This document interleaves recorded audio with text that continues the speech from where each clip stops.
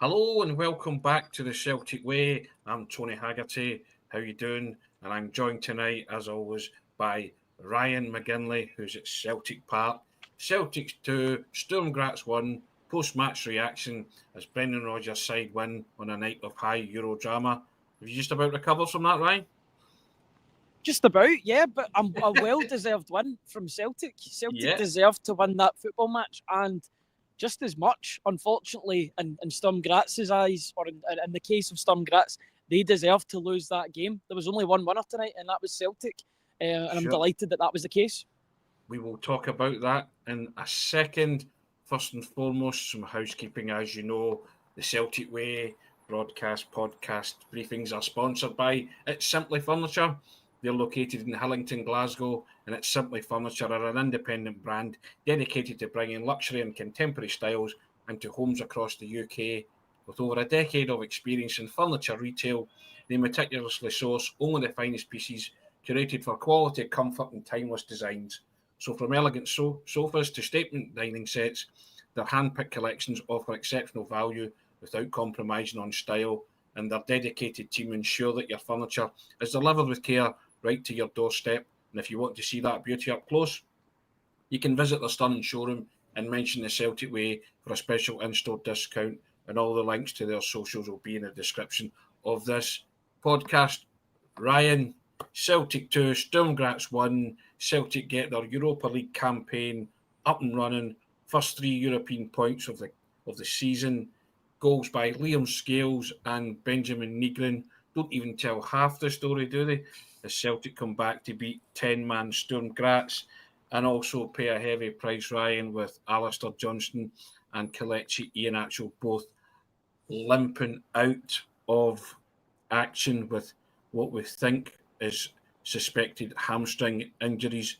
But not to take anything away from Celtic, Ryan, I totally agree. That second half was much more like Celtic, and if Benjamin Nygren had his head in the right position, he would have had 5 goals.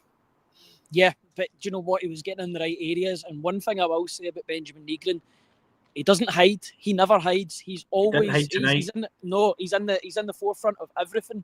Wasn't the only. I thought the midfield were a lot better tonight, to be honest with you. I think we'll pay special attention to one player, not to get too dramatic or carried away about players, but we saw something tonight that we've not seen in a while from a certain player. We'll get on to speaking about him, but just on the 2 goal scorers, Liam Scales steps up, delivers, great ball in, starting off from Arne Engels. Colby Donovan then intercepts that ball and puts it into the path of Liam Scales, and it's a great finish. It's a striker's finish from Liam Scales. Don't know what he's doing there at all, but what a finish. And then what a header from Benjamin Nygren. He finally got his head in the right place at the right time after the whole of Twitter or whatever social media channel you were using were calling for him to be taken off the park. He went and he scored, and my goodness, he enjoyed it. And he deserved it because he tried ever so hard. He endeavoured and he got his goal. Celtic probably should have won the game by more than 2 goals, but that doesn't matter. What matters is that Celtic get the 3 points, and it was a good performance as well. So plenty to build on. What a great pick-me-up ahead of Sunday cracker at Tynecastle. I think we're all looking forward to that a wee bit more now, Ryan, than we did 90 minutes before Celtic's win tonight.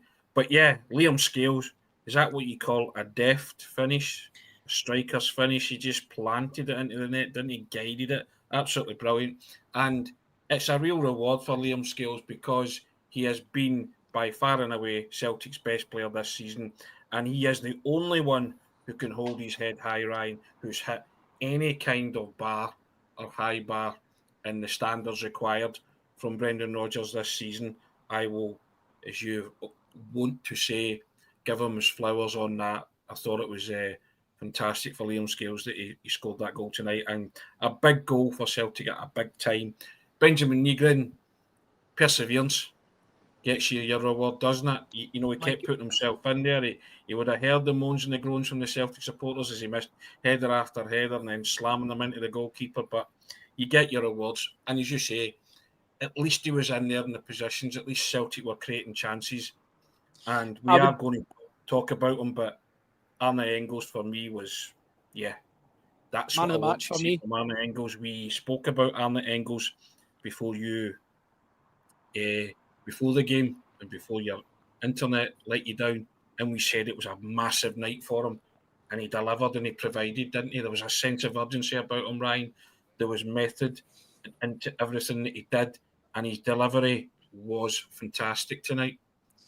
Definitely. And, I thought he had a mixed first half. I thought he was in and out of the game, but he was trying to make things happen. But it was quite interesting to notice the crowd didn't boo Celtic, even though they were down 1-0. It's as if the crowd understood.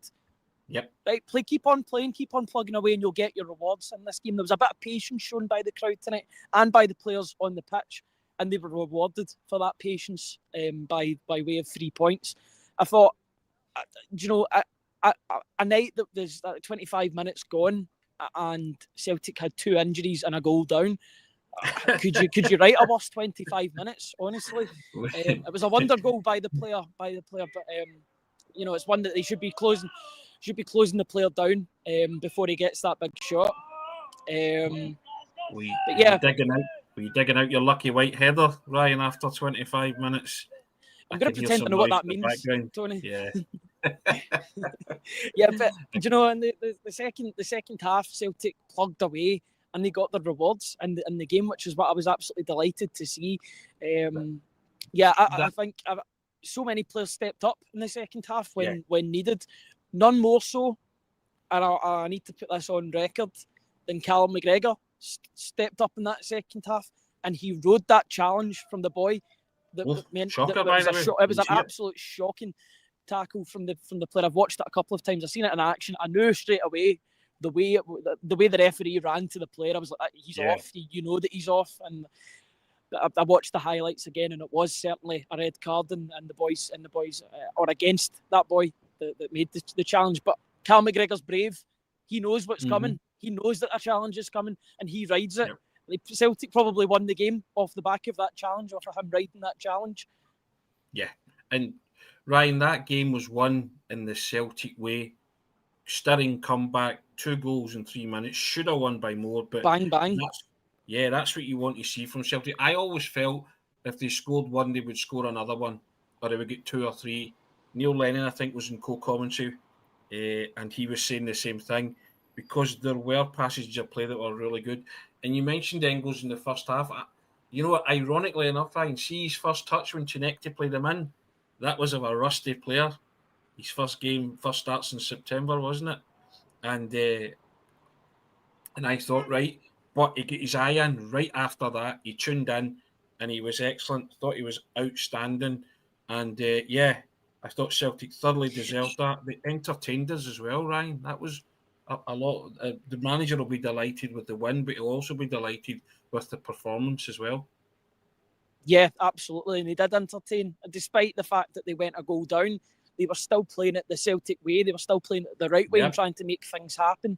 And their patience, as I've said already 2 or 3 times on this broadcast, it paid off by chipping away at a admittedly very poor Sturm Graz side. Yeah. One of the poorer sides that Celtic have faced this season, all in all. I would say they offered, apart from that wonder goal that they scored, they offered absolutely nothing of an attacking threat. I think as well, Ryan, there are signs where you think that your luck's really out. You know, Braga have scored with a wonder strike. Sturm Graz have scored with a wonder strike. You know, you lose Alistair Johnston, which the gamble backfired on that pretty spectacularly, didn't it? And you lose Kelechi Iheanacho as well inside 25 minutes, and you're thinking, here we go again. But credit to the manager and the players for turning that around. And in a stirring comeback, because it had everyone on the edge of their seat, didn't it? I don't know what it was like inside the stadium, but certainly on the telly when both goals went in, you know, the place was rocking. And as you said there, the fans got really behind them. There was no booing and stuff like that. So I really like that, Ryan. And I don't know about you, but I don't know, there's something about me thinking Sunday. I think these guys will be fired up and ready for it a lot more so than I thought 3 hours earlier.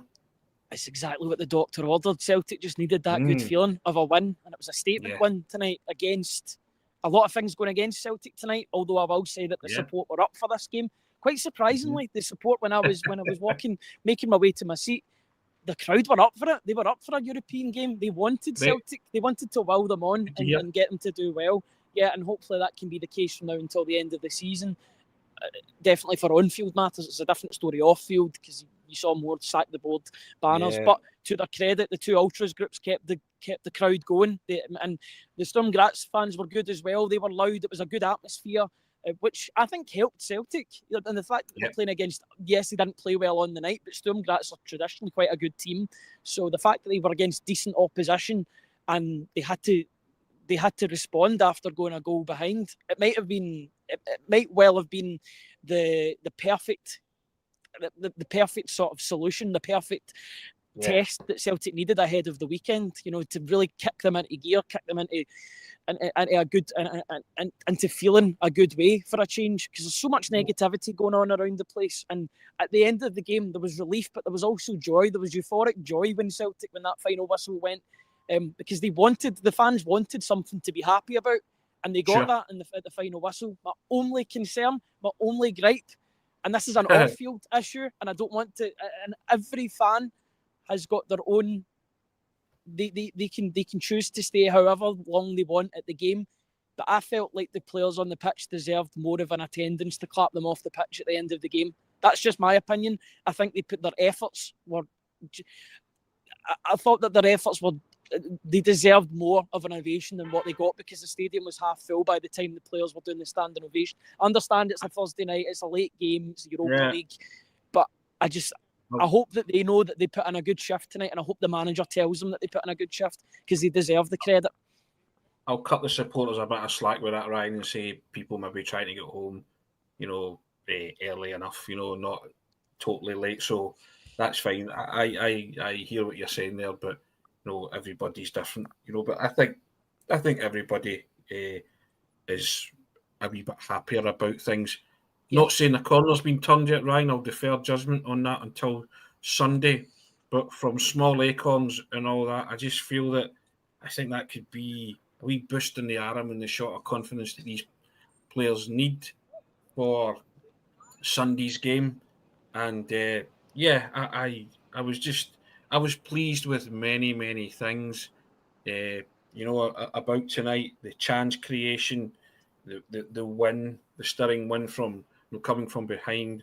Arne Engel's performance, Kieran Tierney as well, for me, I thought was much looking better. like his old self, much better.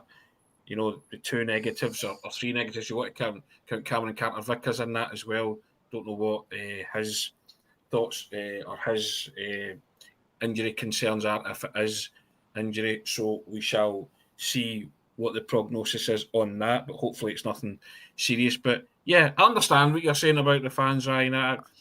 I just feel that Thursday night games are, lots of people would want to leave early, wouldn't they, to get home and stuff like that. That's fine, but I think the Celtic players know they were appreciated tonight, and they will know if they're on social media at all. I think lots of Celtic supporters are pretty joyful about tonight and just hoping that it now kickstarts something, and Celtic can go on a wee run. Next two games are huge for Celtic, Ryan. They're massive, but every game is big for Celtic at the moment. Yeah, There's a lot of pressure on Celtic already. It feels like the business end of the season for Brendan Rodgers' side, but at the same time, I think they'll be looking at that game with a lot more optimism, particularly the game against Hearts at the weekend, knowing that they've just had a good win at home. They're off the mark in terms of wins in the Europa League. They've managed to get 4 points and up to 21st, I believe, in the Europa League phase table. So they're in the sort of playoff area. Ideally, you would want Celtic to go higher than that, and they'll be playing Midtjylland next away from home, which is a difficult tie in Denmark. But they can look at it more positively, because before then they were going into this game off the back of a Braga loss at home. They've got that win. Hopefully now they can build on that and maybe get a bit of a run going in the Europa League. It's not too late to go on a run in the Europa League. That is the beauty of playing 8 games in this competition. We're only 3 games in. There's another 5 to go. 15 points up for grabs. I want Celtic to get as many as they can. Correct. You're only going to get through if you win your home games. It's imperative that Celtic won their home game tonight in your Europa League. And I think they're up to 21st, and Natalie McMullen saying 21 with 4 points. So thank you for that, Natalie. I'd seen that they were 21st in the table, so that's fine. But they can climb higher, and all roads lead to Tynecastle now, Ryan. So if you can't take confidence and a shot in the arm from that, then you're never going to take it, are you? No, but they've got to use this confidence and this praise. I just hope they can use it positively and go into that game, because Hearts don't need any motivation for the game that they're going into on Sunday. They'll be desperate to go 8 points clear. It's up to Celtic to get a positive result. And a positive result, the way the game's going, I would want Celtic to go and win at Tynecastle, but I think it's imperative that Hearts don't win at Tynecastle. That's a big thing for me, and it's just yes, it's a little bit bleak to say that, but at the same time, I think you've got to be understanding of the way the two teams are going into this game. Yes, Celtic will be feeling a lot better going into the game on Sunday, but yeah, we'll talk about that more tomorrow and into the weekend. But just on tonight, I think it's important to focus on tonight, celebrate tonight, be happy that Celtic have got a win in the Europa League. That wasn't always a given tonight, because they were down 1-0 going into half-time despite playing well. Loads of positives, a couple of negatives in terms of the injuries. Maybe Hatate didn't have his best game again tonight, though I thought he did do better as the game went on, to be honest with you. I thought, and at the end, right at the end, there was a great moment between Michel-Ange Balikwisha and Rio Hatate, where they just decided, right, we're going to put the ball into the corner and hold the ball for the rest of the game, which was great to see. That was the second best moment of the night. The best moment of the night was when Liam Scales threw himself back onto the pitch to get treated for an injury. Do you know how long I've been waiting for a Celtic player to do that? Because I see it all the time. Every season in Europe, other players doing it. It was great to see the dark arts, the Scales, Scaldini, whatever you want to call him, come out to play. And you know what? I think he's worth getting a bit of praise for that. I'm okay for that as long as Celtic get the win. Win by any means necessary was the message, and that was the case tonight, and they did that. Honda Civics and Ferraris for the talk of pre-match. Ryan, are Celtic starting to motor? Can we say that, or are we revving up? Will Sunday prove, if they win there, that they're maybe getting a wee head of steam, a bit of momentum? A wee quad bike just now. I'll go for a quad bike. It's a small but nippy upgrade on what was before, because the car was in desperate need of repairs after Sunday. So with small steps or small journeys, or whatever you want to use, whatever analogy you want to use, but but I don't want this to be a false dawn. I think that's very important to underline that point. Yes. I don't want this to be a false dawn, because this good feeling could all evaporate on Sunday very, very easily. So it's all about Celtic building on this and getting a little bit of consistency going. It's a good result in Europe, but now all eyes are on the Premiership at the weekend. It's a start, Ryan. It's a start, and we'll take that. It was quite a stirring victory. Celtic coming from behind to beat Sturm Graz 2-1. We'll end it here, Ryan, and we'll talk more tomorrow. Guys, thank you so much. Over 400 people joining us. We've still got work to do. Brendan Rodgers Q&A will be up on the website as soon as possible.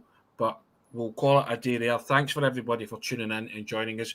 We'll have a more in-depth chat about tomorrow, about last night, tomorrow, and then we'll focus on the Hearts game as well. So excellent stuff. Can't wait for that now, Ryan.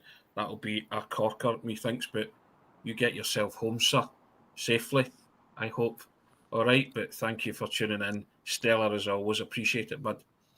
No bother at all. And thank you to each and every one of you for joining us. And thank you to our sponsors as well. It's Simply Furniture for sponsoring this video. We really do appreciate it. But we'll be back at 10 o'clock tomorrow to discuss the game in a little bit more detail. Some of Brendan Rodgers' comments ahead of that massive game against Hearts at the weekend.